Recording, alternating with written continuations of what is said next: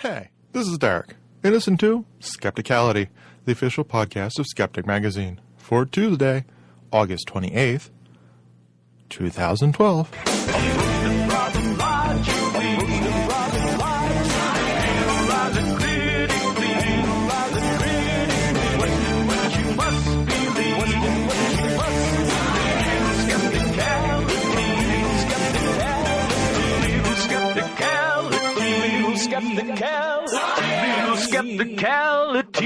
Skepticality.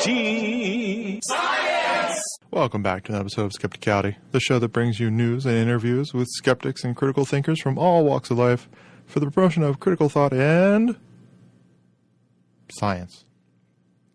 Many of you out there might already realize it's about 2 days until DragonCon, the massive convention that myself and Swoopy are directors at.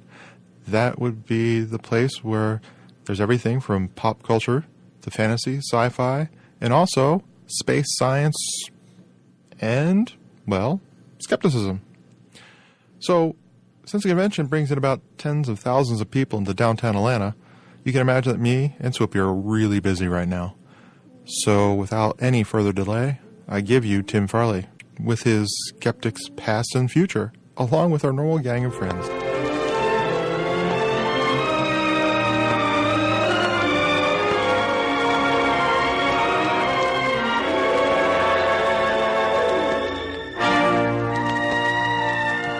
Hi, I'm Tim Farley of whatstheharm.net and skeptools.com, and this is Skepticism, Past and Future.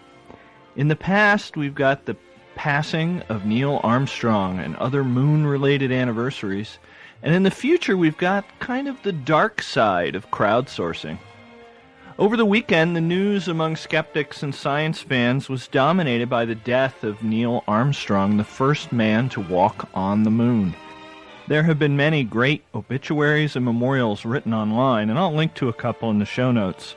Of course, while most people enjoy the wonder and achievement of the moon landing, skeptics know of the small, misguided minority who tries to claim that we never made them. Unbelievably, they still push their nonsense even today, even in the face of plenty of evidence. This week is the 4th anniversary of one of the most visible recent debunkings of these deniers, when the TV show Mythbusters ran their NASA moon landing episode on August 27th, 2008. And September 9th is the 10th anniversary of when a denier decided to confront Neil Armstrong's Apollo 11 colleague, Buzz Aldrin, on the steps of a Hollywood hotel and got a knuckle sandwich in return. Moon landing denial is just one of the forms of misinformation that gets pushed online. Skeptics had to battle it and many forms of misinformation on the internet for years. In my recent talk at TAM 2012, I proposed that skeptics should make better use of crowdsourcing techniques to battle this misinformation. One of the reasons that I didn't have time to go into in my speech is the level to which negative use of crowdsourcing and astroturfing online is being used by our opponents. Last episode I talked about an astroturf campaign being mounted by a German homeopathy manufacturer against skeptic Edzard Ernst. Recently, more examples came to light.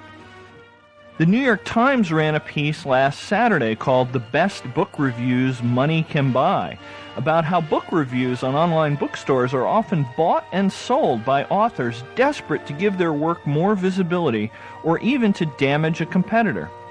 One wonders how many authors of books about pseudoscience and the paranormal engage in this practice. Another unsavory practice that has come to light recently is the buying of fake followers on Twitter. Social media sites like Twitter are often used to promote products, both real and bogus, and appearing to have some authority on the site is viewed as key. Often people claim authority via the number of their followers, the assumption being more followers means that person is more interesting. But it has come out that there are a number of scammy services that will sell you thousands of Twitter followers for a mere pittance. You can have tens of thousands of followers for under $100. This has led to other services being created which can detect which accounts have done this. One of these is called Fakers by a company called Status People, and I've been using it to investigate various purveyors of nonsense on Twitter. For instance, you might be impressed that Deepak Chopra has over 1 million followers on Twitter, but if you run his name through the Fakers app, you find that only 34% of those followers are actually active users of Twitter. Similarly, a California anti-GMO budget proposal account called CA Right to Know appears to have over 50,000 followers. But according to the Fakers app, as few as 10% of those, in other words 5,000, are actually active Twitter users. I encourage skeptics to do their own investigations using apps like these. Do note that the app is not perfect and uses statistical sampling techniques.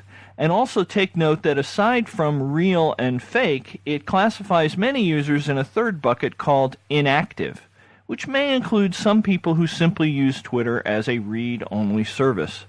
But it does still return some interesting results.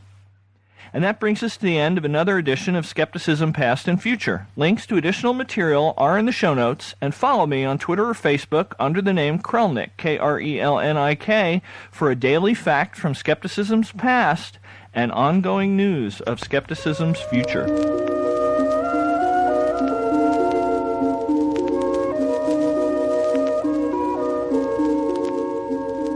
This is Bob Carroll, creator of the Skeptic's Dictionary and the blog Unnatural Acts That Can Improve Your Thinking. Welcome to another episode of Unnatural Virtue. In this and future episodes, I'll be offering some brief comments on topics in critical thinking, skepticism, and science. Today's topic is the clustering illusion. In 2003, the mother of a child with leukemia in the Sacramento area thought it odd that there were several other people with cancer in her neighborhood. She did a survey and found what appeared to be an excessive number of cancers in the area. I can understand the woman's desire to find something to blame for her child's illness, and I can also understand how the average person might be led to think that there must be something in the local environment that is causing the cancers. However, several things should be considered. The woman's boundaries extended to wherever she arbitrarily decided to draw them. She included all kinds of cancers in her survey, not just leukemia. She included people who had lived in the area for various amounts of time, ranging from those who were born there to those who had moved into the area in adulthood. Epidemiologists tried to explain that when you looked at the numbers, they weren't that unusual and didn't warrant investigation into an environmental cause. The data showed no difference in the leukemia rates for her area than in the rest of the Sacramento region. The Sacramento Bee took up her cause, and eventually there was an official government analysis of the water supply that found no environmental toxins in the water. Still, the Bee persisted and identified tungsten found in tree rings as the probable culprit, even though tungsten is not a known human carcinogen, and the connection between tungsten in trees and cancer in humans is speculative. What the Bee and their experts were calling a cancer cluster is considered an example of the clustering illusion by epidemiologists. The clustering illusion may be defined as the intuition that random events which occur in clusters are not really random events. To some, the occurrence of a number of cancers in a defined space cries out for a causal explanation in terms of some unknown environmental hazard. To others, familiar with the data and knowledgeable of proper statistical analysis, the same number of cancers occurring within the same defined space is expected by the laws of chance. The Centers for Disease Control investigated 108 cancer clusters between 1961 and 1990. None could be linked with environmental causes. It may seem improbable, but the chances are better than even that a given neighborhood in California will have a statistically significant cluster of cancer cases. The clustering illusion is due to selective thinking based on a counterintuitive but false assumption regarding statistical odds. For example, it strikes most people as unexpected if heads comes up 4 times in a row during a series of coin flips. However, in a series of 20 flips, there is a 50% chance of getting 4 heads in a row. In any short run of coin flips, a wide variety of probabilities is expected, including some runs that seem highly improbable. What would be rare, unexpected, and unlikely due to chance would be to flip a coin 20 times and have each result be the alternate of the previous flip. In any series of such random flips, it is more unlikely than likely that short runs of 2, 4, 6, 8, etc.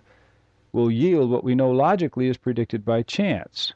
In the long run, a coin flip will yield 50% heads and 50% tails, assuming a fair flip and a fair coin.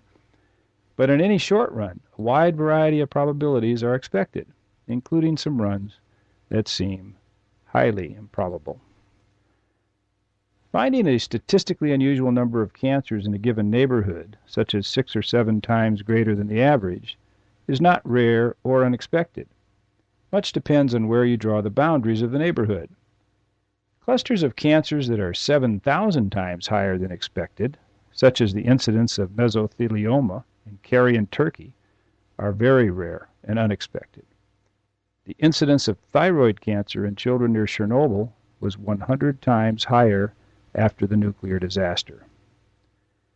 Sometimes a subject in an ESP experiment or a dowser might be correct at a higher than chance rate over a limited period of time. However, such results do not indicate that an event is not a chance event. In fact, such results are predictable by the laws of chance. Rather than being signs of non-randomness, they're actually signs of randomness. ESP researchers are especially prone to take streaks of hits by their subjects as evidence that psychic power varies from time to time. In epidemiology, the clustering illusion is sometimes known as the Texas sharpshooter fallacy. Kahneman and Tversky called it belief in the law of small numbers, because they identified the clustering illusion with the fallacy of assuming that the pattern of a large population will be replicated in all of its subsets. In logic, this fallacy is known as the fallacy of division, assuming that the parts must be exactly like the whole. Well, that's it for this week's episode of Unnatural Virtue. For more on the clustering illusion and other topics brought up in this episode, see my website, The Skeptic's Dictionary, or my blog, Unnatural Acts That Can Improve Your Thinking. In the meantime, please commit some unnatural acts in public. And don't forget, skepticism, though unnatural, is a virtue.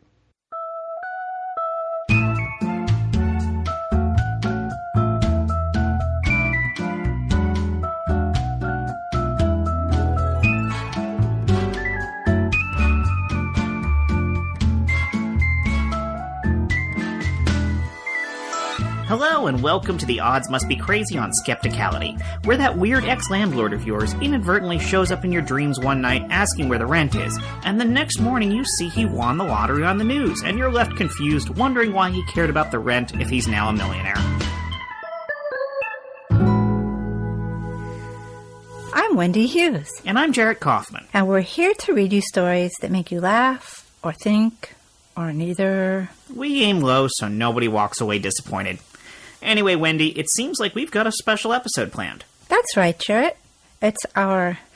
We were too busy getting ready for Dragon Con that we couldn't prepare a story in time for Barbara to review it, so we picked 3 short stories with a common theme instead, and then Barbara still had time to give us notes. Episode. Jeez, Wendy, who wrote that episode title? You did. I wanted to call it Trio of Traveling Tales. Oh, I remember. All right, you win. As usual, our readers can find all these stories on our site starting today under the new title, Trio of Traveling Tales, or via the link in the show notes. The first story was submitted by reader Tracy McFadden. Tracy wrote, In 1972, I was driving along a major street in Dallas, Texas, and saw 2 young girls, maybe 17 or 18 years old, hitchhiking, a rather common sight in those days, and I stopped to give them a ride. They were headed to one of the girls' homes and said it wasn't too far from where we were.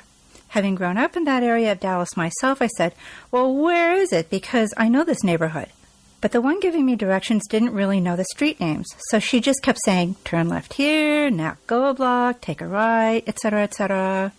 Well, amazingly, where she ended up directing me to was the house that I had grown up in the first 10 years of my life. My family had moved from that house some 11 years earlier.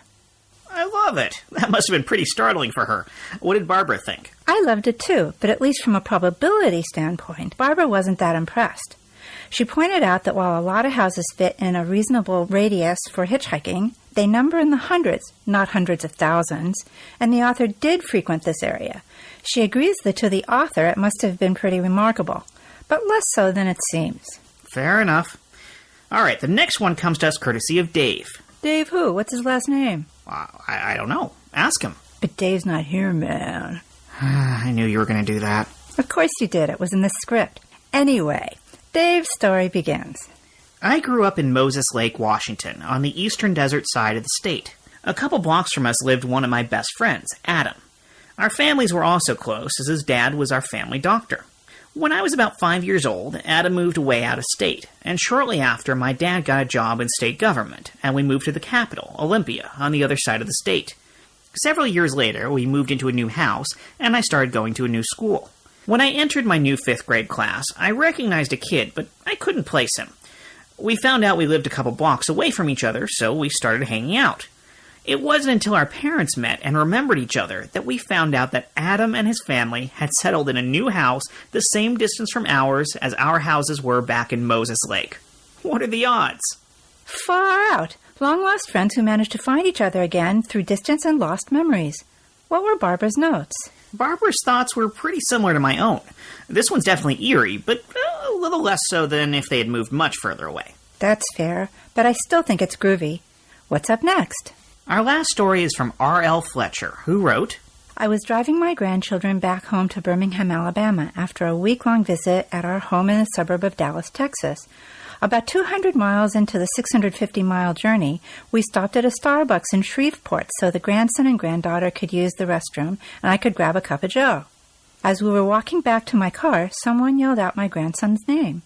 It was my wife's brother and his wife.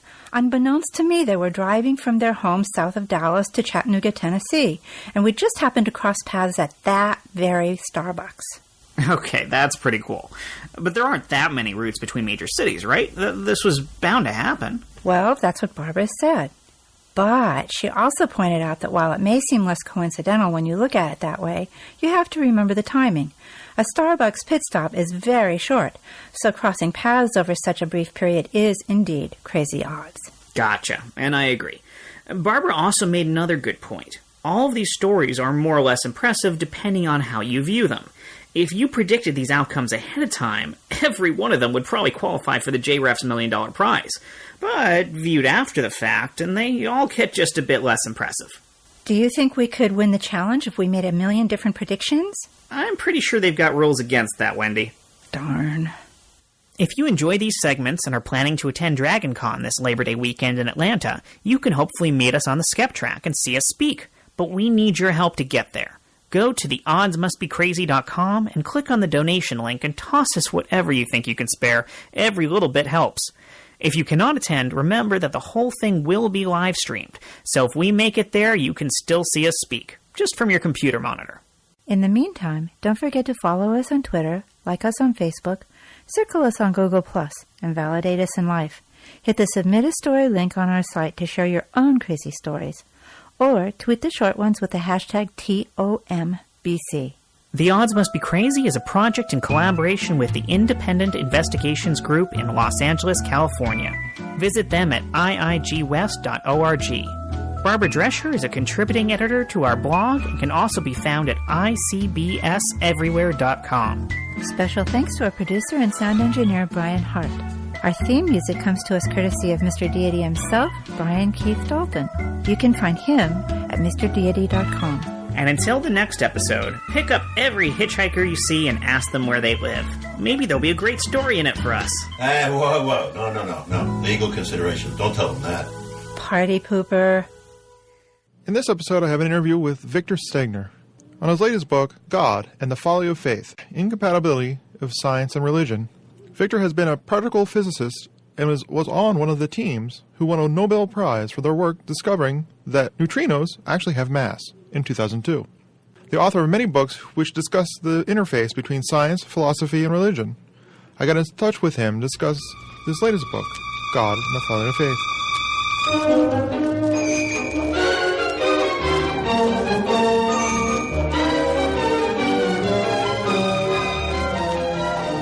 So, Victor, I have you on today to talk about a book that's This book's been out for what, about 3 or 4 months now? Yes, it came out in March or April. And we're talking about the book God and the Folly of Faith. Great. Now, I've noticed that over your career, starting around 2000-ish, you suddenly started to write a lot. Is there a reason for why you had that drought for a little while? Well, actually, I started writing in 1988 and had a book in 1990, then 95, 2000. So they were coming out about once every year or two on the average. However, in 2000, I did retire from the University of Hawaii. See, why would you do that? Colorado, and so I had a lot more time for writing. Now, why would you retire away from Hawaii? Well, there were a lot of reasons. I mean, we wanted to live a little closer to the mainstream, where you can just hop on a plane and go someplace without having to ride for an extra 5 hours. That was a big thing, I think. And we did have family. Right at that time, all of our family was on the mainland. Since then, our son and his family moved back to Hawaii, so we have a visit to them every year or so. Every winter, we generally go to Hawaii to visit them. But Hawaii is a very nice place. No doubt about it. People really enjoy themselves visiting there. But it is remote, and it's a lot of other disadvantages in living there because it's very expensive. Everything is very high. Housing, especially, is very high. And there is that extra time that's involved when you want to go anyplace. So we moved to what we regard as a practically perfect location in Colorado, near Boulder. The University of Colorado is nearby. And we actually live in a town called Lafayette that's 10 miles from Boulder and about 30 miles from Denver. The airport is about 40 minutes away. The international airport where we can travel the world. So it's a terrific location. Yeah, it's kind of, I know the area you live in now, it's actually quite nice for that very reason, because middle of the country, you can pretty much go anywhere. Yeah, it's a good location, and then there's a lot of open space around here. When we hop in the car and want to go to Boulder or Longmont, which is the other big town to the north, we drive through all kinds of farmland and horse country, and it's really quite pleasant. So, before I get into the book, you brought up something. You're right outside of Boulder. There's a lot of scientists have actually moved to Boulder or have been there the entire time. What is about Boulder that attracts all the scientists? Oh, yeah. Well, it's a great university for science. It's had 3 or 4 Nobel Prize winners. In fact, I think 3 in physics. And there's there are national labs there. The National Institute of Standards and Technology, it used to be the National Bureau of Standards, that's there. Time is kept right there in Boulder at their lab. The official time that the world runs on is clocked on atomic clocks at that location. There's a terrific atmospheric research center. So it's a very, very scientifically oriented campus, and the physics department is very good. I just was reading in the paper today, the local newspaper, about the people in the physics department who were involved in the Higgs boson discovery. There was about a half a dozen of them. A couple of them I know very well, although I don't hang out there that much anymore. It was a good choice from the standpoint of being close to a major university campus. Talking about particle physics, in your past, do you ever get the feeling that you were somehow excluded from the Nobel Prize since you were involved with the winning of the Nobel Prize and you didn't get one? Oh, look, when you have these experiments in which you have hundreds of collaborators you can expect the leaders of the experiment's going to be the one to get the Nobel Prize. You take those two experiments at CERN, the two independent experiments at CERN that saw the Higgs. They each had something on the order of 2,000-3,000 scientists working on them. They can't all get to them. But in any case, that experiment that I worked on in Japan, the last one I worked on before I retired, I didn't have a major role in that, so I certainly wasn't in line for any great awards on that. I just was another collaborator. You're like a sailor on the ship. Right. Well, it's funny because that Nobel Prize I was talking about, the one from Japan, is dealt with mass, and so did the Higgs, so it's kind of funny when you think about it. Well, I'm not sure what's funny. It's the way it goes. Well, it's kind of related. In what way? Oh, well, the Higgs, imparts mass, and the experiment that you were involved with in Japan was about the mass thing, right? Yeah. Because neutrinos, what we basically was able to show that neutrinos had mass. And that was never impossible, though. I mean, it was just that the mass was so small it had not been measured before. It had not even been detected before. And so people were generally assuming it was zero mass, but there was nothing in the theory that required that the neutrino had zero mass. So it wasn't unexpected. People have been looking for neutrino mass for years. I'd venture to say that if it exists, I think it would have to have some form of mass, even if it was very, very, very slight. No, that's not necessary, because there's three quantities that define matter: energy, momentum, and mass. And the three are related. I mean, when you know two of them, you know the third. And so mass is just one of those three. And in the case of light, for example, photons have energy and they have momentum, but they happen to have zero mass. And that's not an inconsistency. They still have energy and momentum. They still are bent by gravity, which is a characteristic of mass. They still bounce off things. You bounce a photon off something, you can deflect it. So it has all the properties of mass. I think it's a big misunderstanding among lay people is that energy and mass are two different things, when in fact Einstein showed that they were really equivalent. That is, the rest mass of a body, which is what we call a mass really today, is equal to the energy of the particle when it's at rest. And when it's moving, it has an additional energy called the kinetic energy, and so on. So particles, photons are particles. Light is as much matter as electrons or rocks. And energy is matter. That's the key thing to remember. Now, when you think about that, you'd be right, because otherwise sunshine would be heavy over time. Well, it is, yeah. That was one of the great proofs of Einstein's theory of general relativity, was when it was shown that light is bent by the sun. It had weight, and that was a major thing. It made headlines all over the world when it was confirmed back in around 1916 or 18 or something like that. So that's old stuff. Yeah, all that stuff is very fascinating, and you actually delved into that a little bit in like the middle chapters of the current book that I'm talking to you about today. I think through chapters 5 through like 7 or 8, you went through some of the science that about particle physics and things like that. Yeah, well, this is a point that I always try to make.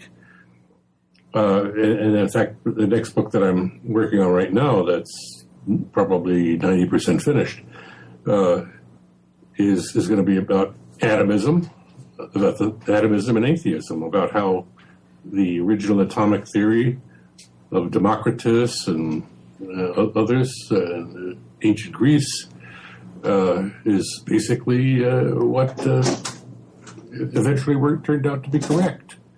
And it was suppressed for many years because it was atheistic. So I'm going to talk about all that in the next book. But in all my books, I try to emphasize, because the point of view that I'm promoting is the materialist point of view, that the world is made out of matter and there's nothing else. As far as we can tell, there's nothing else. There's no spirit, there's no soul, there's no substance that's not material. And that's the theme that I constantly try to promote and provide the arguments for it. I provide the evidence for it, and the evidence, the reasons why we think there's nothing else. But now, if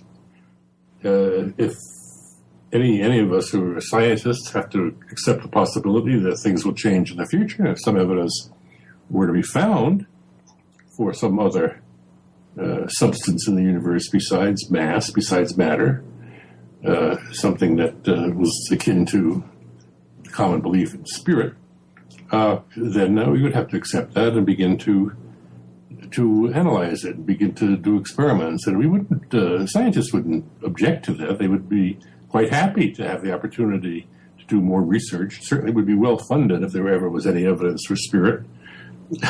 and the claim that there couldn't be any evidence for spirit because science is incapable of seeing that is nonsense, because science is involved with observation, and if there's something out there that has an effect on the world, then we can see that effect and we can study it with science. And there's so the objection you often hear that science has nothing to say about the supernatural, which is incidentally comes out of a lot of major scientific organizations, including the National Academy of Sciences, make statements of that sort. And those statements are total nonsense. They're just saying that for political reasons because they don't want religious people mad at them.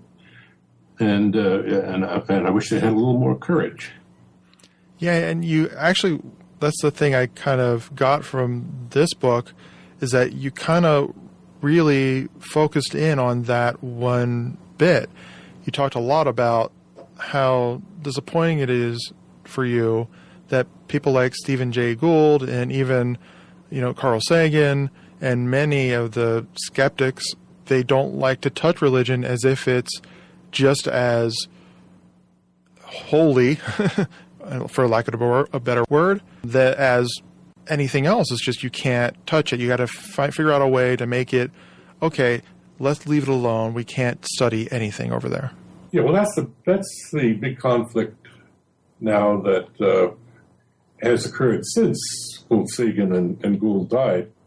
And that was when the new atheists came along, and I consider myself as one of them, but people like Richard Dawkins and the late great Christopher Hitchens, Sam Harris, Daniel Dennett, all wrote these books that were bestsellers around in 2006.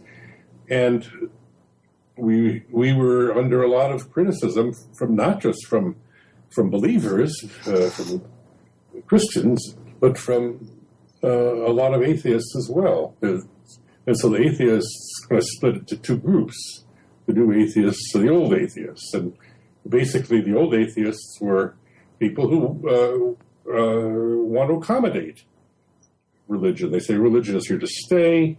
We should try to work with people, at least moderate believers. And I can see the argument for that. I mean, we all understood that made a certain amount of sense. But thinking about it and working it through and discussing it with a lot of people, we basically came to the conclusion that that was better to take a harder line against religion, and for the reason that so much of religion is based on faith, and faith is not something that we should be deciding issues. We shouldn't be setting personal policy and national policy on questions that on views that have no basis in either rationality or in scientific fact. So we decided that it was important to fight that, to not allow that to just go unchallenged. And that's our position. We don't care if other people have an opposite point of view, but that's our point of view, and we want to alert people to that, to the dangers of making decisions based on faith. And you can see that in this country today, starting with the Bush administration, the last Bush administration, where many of the decisions were based on faith rather than on fact, rather than on science, and they were taking actions that were opposed to the best scientific knowledge of the time. And reproductive rights, for example, they wouldn't allow the National Institutes of Health to put on its own website facts about reproductive rights that were inconsistent with religious dogma. And, there's the whole book on that written by Chris Mooney called The Republican War on Science. And he documents all the cases where that took place. Well, and they were kind of proud of it at the time they did it. You see, that's the thing about the faith point of view. If you believe something on faith, you don't feel you have to back it up because you already know the truth. And if you already know the truth, then anything anybody else says that disagrees with it, even if it's scientists who are making scientific measurements, if they disagree with your preconceived belief, then it's the scientists who are wrong, not you. The science has to be corrected. Science has to be redone so that it follows Christian principles. You see that all the time in these last few years. There are organizations out there that are spending a lot of money trying to do that. The whole intelligent design movement was based on that idea that science had to be renewed, had to be redesigned, so that Christian truths could be worked into the whole mechanism. In this book was something interesting because you mentioned that a lot of times some of the excuses that scientific-minded people or skeptics always give for not getting deeper into religion is because, well, it's stuff we can't test. Well, you actually show in this book quite a few different ways where we have and can test religious claims, and they all come up empty.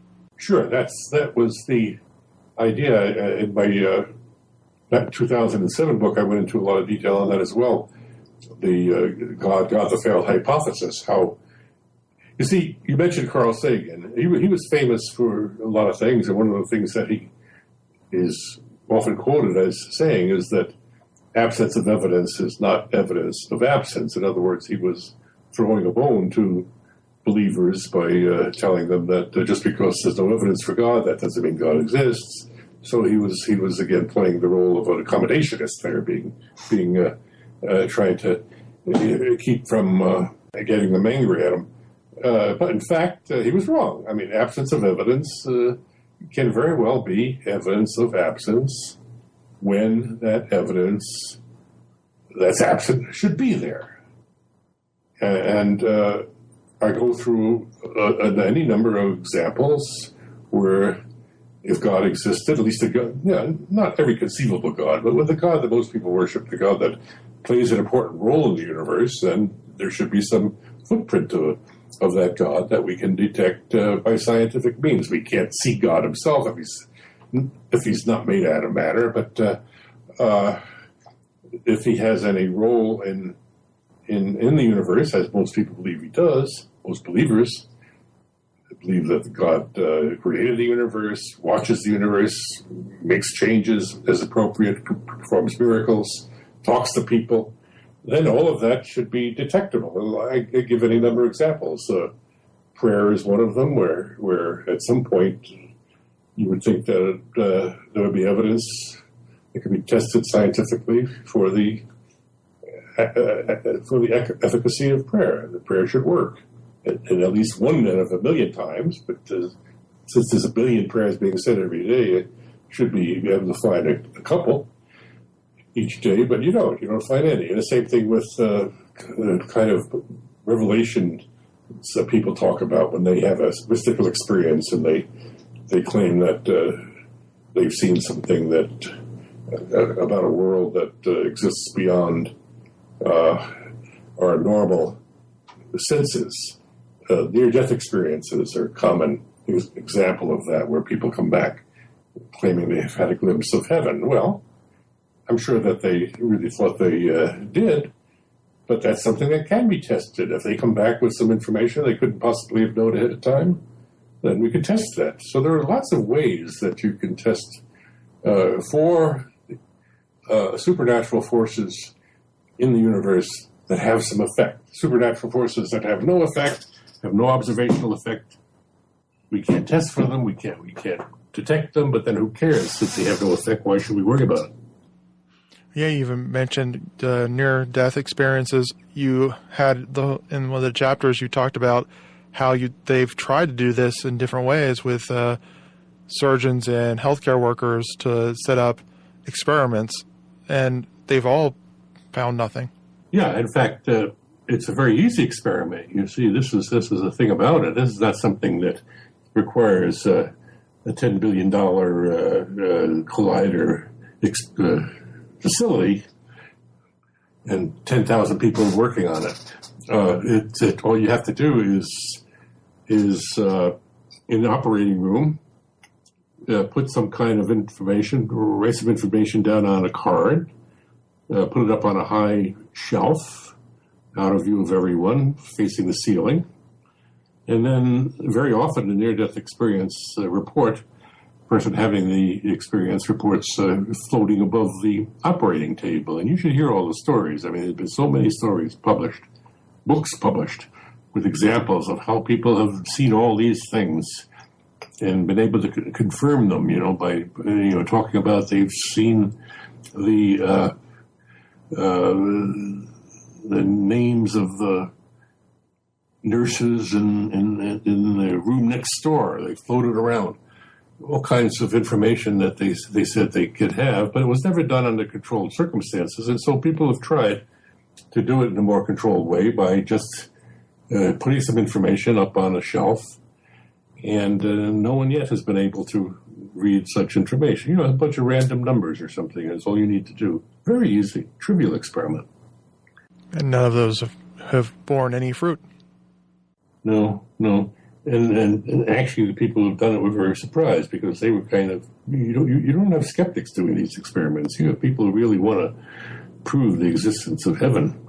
But for the most part, the ones who are properly trained researchers, as opposed to maybe just a nurse or a doctor who certainly knows their own business but are not trained as researchers, are not aware of all the pitfalls in making a research discovery. But if you have people who are aware of that and are honest, even though they want to see evidence for heaven, and make them quite famous, of course, if they did that. They get a Nobel Prize for that, probably. So you've got people who are really biased in that direction, and yet they have to admit, because they are good scientists, they're honest, we haven't seen anything, we haven't got any evidence for it. And this has gone on for years.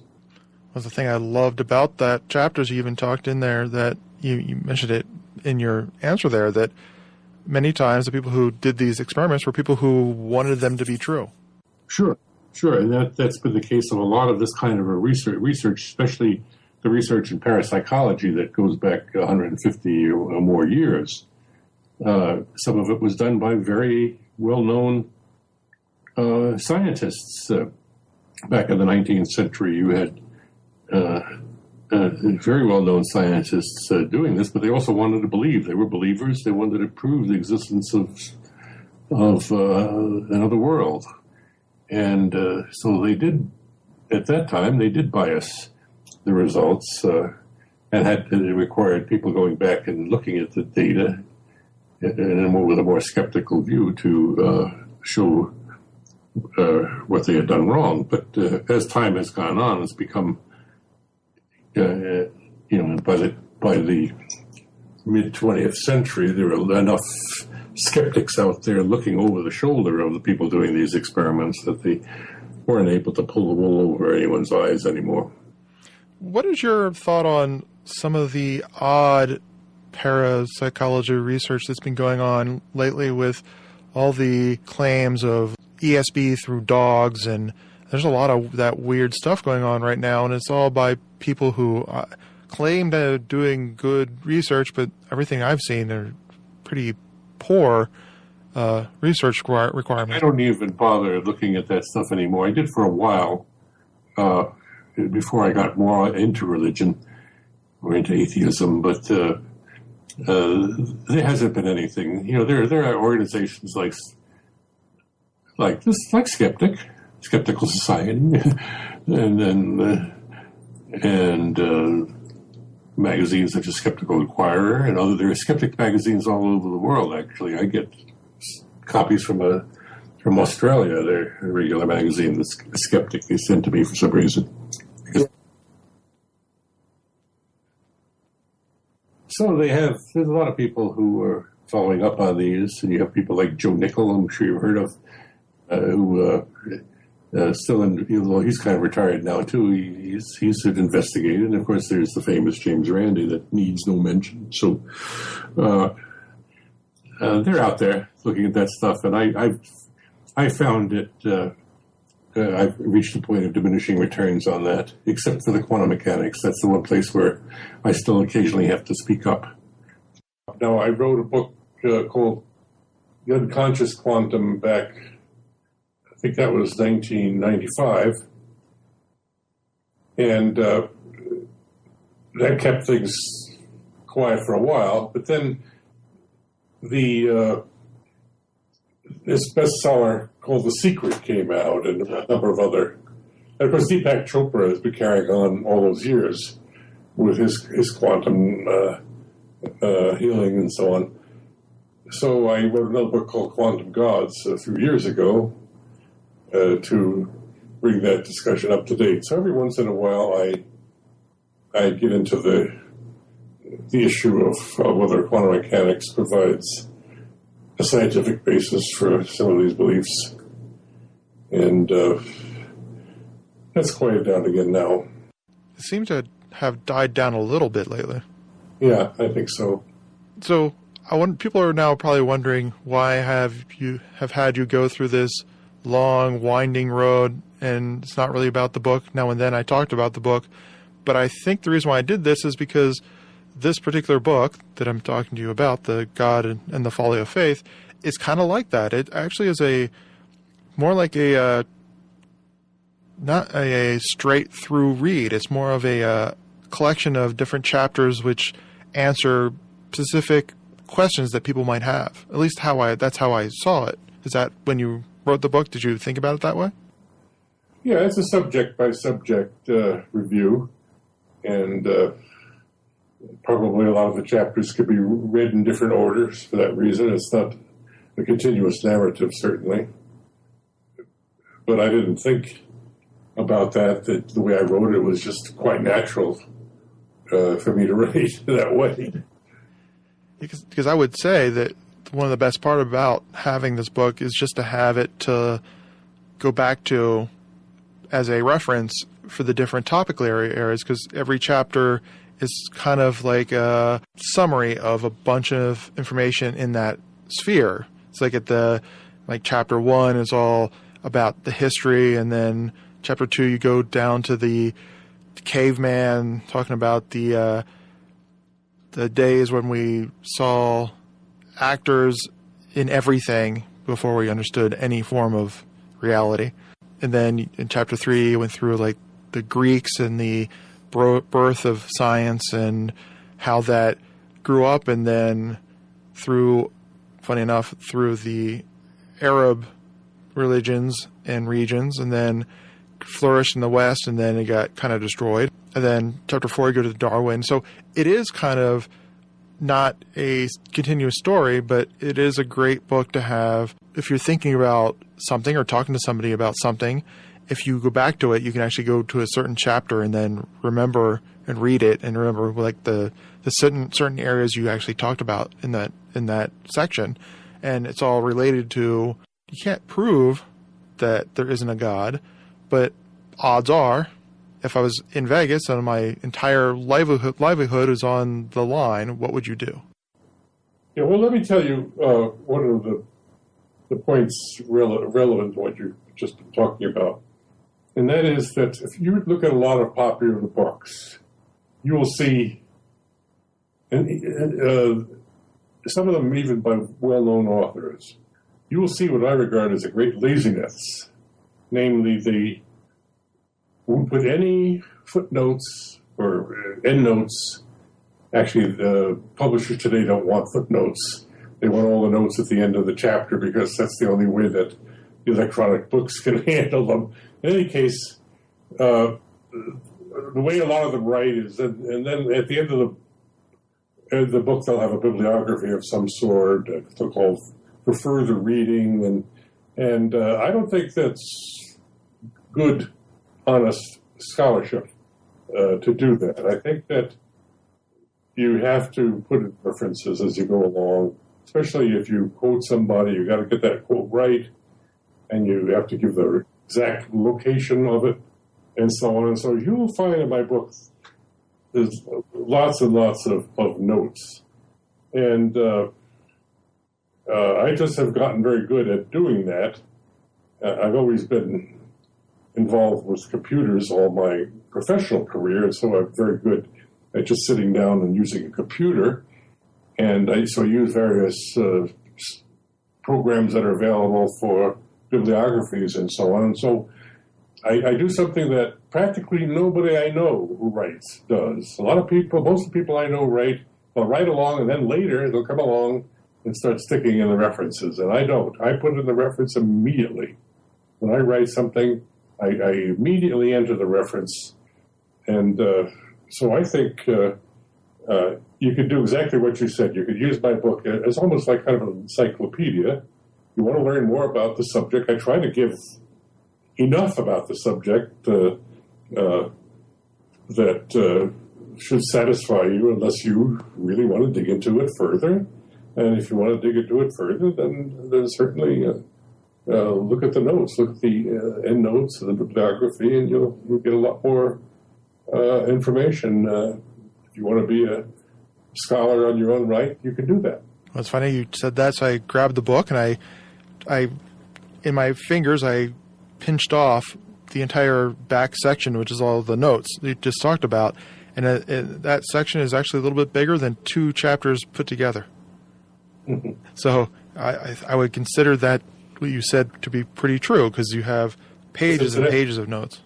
You'll notice that, and that's not all. Right after that, there is actually an alphabetical bibliography. Yeah. So you could still refer to that if you're looking for a particular author or something, and not have to dig through the notes. This is just something I've noticed when I've done reading. Sometimes they won't have a bibliography, and so the notes will be the only place you can find the reference, and you got to dig around to find what the reference really is. So I try to make it easy for the reader. I really do.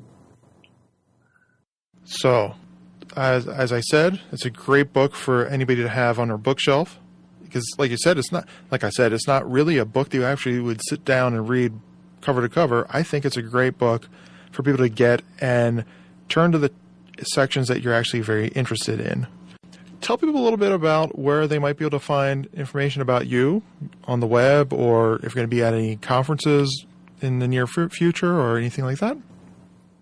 Okay, well, first of all, I do have a pretty extensive website. It's on the University of Colorado computer, so it has pretty much endless space, computer memory. And so a lot of my writing is on there, not the books. There's information about the books. And I have reviews of the books. I have other kinds of related material. But practically every article I've ever written has a link there. And you can find that just by Googling my name. You don't have to try to write down my website address. Just Google my name, and you will find the website. Now, I also would like to mention that there's information on the front page of the website about joining a discussion group that I've had in operation for many years now. This is even before the days of blogs. This is one of these email discussion groups, listservs they call them. Oh, yes. And it went back to it must be, let's see, I would say 20 years now. And I've had this, it's called Atoms and the Void, or Avoid, AVOID -L at hawaii.edu. I still have it on the Hawaii computer because I sort of need to move it off. And there's about 150 people on there. We have some great discussions of physics and philosophy, and more recently, since the guy that took over managing it for me is very much into politics, he brings up a lot of politics, which is fine with me. People like it. So that's a good discussion group that people might want to consider joining. Now, as for future talks and so on, I had a very busy spring. Did a lot of traveling all during the spring. Summer, of course, there's nothing going on, and so I'm staying at home. But there is a big meeting scheduled for Denver, and I'm going to be the keynote speaker. It's over the Labor Day weekend in Denver. It's the a meeting of American Atheists Alliance, Atheist Alliance of America, or something like that it's called. It's the one where Dawkins going to be there as well. He's going to be there. He's going to be presenting a Dawkins Prize to Eugenie Scott. And I'm the keynote speaker, as I mentioned. There'll be a lot of other speakers there. They're going to be going on a picnic on Labor Day up in the mountains. And so it should be really nice. And I'm going to talk about the Higgs boson, among other things. I mean, the title of my talk is God, Atoms, and the Higgs boson. And I think there'll be a lot of interest in that. I'm going to go back into the history of atomism, to Democritus and so on, the sort of stuff that I mentioned earlier that I was talking about, that I'm going to be writing about in my next book. And I want to show the connection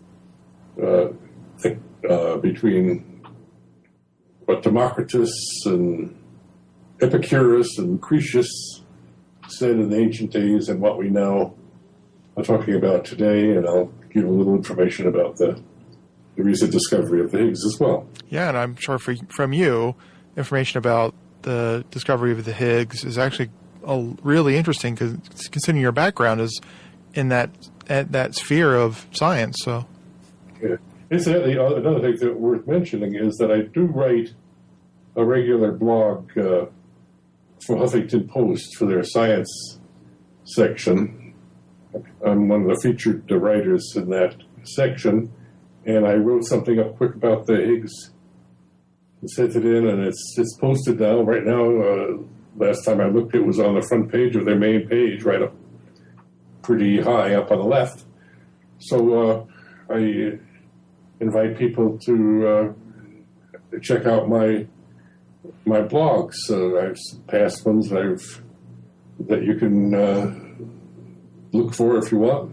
Things on why is the universe made of nothing, something rather than nothing, and so on. So I hope people will take a look. Very cool. Well, thank you so much for taking some of your time. Well, great. It's been great talking to you. Great.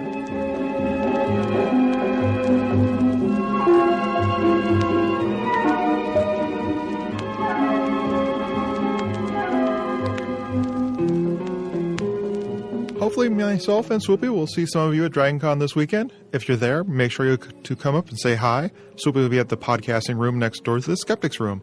Also, make sure to stick around for the cool presentation that our own Tim Farley will be giving on Monday afternoon. As always, you can find all the links to the things you heard here on this episode on our website in the show notes at www.skepticality.com. Hungry for more skepticism? Want to learn the truth about the scientific controversies of our time? Then subscribe to Skepday, the quarterly magazine Stephen Jay Gould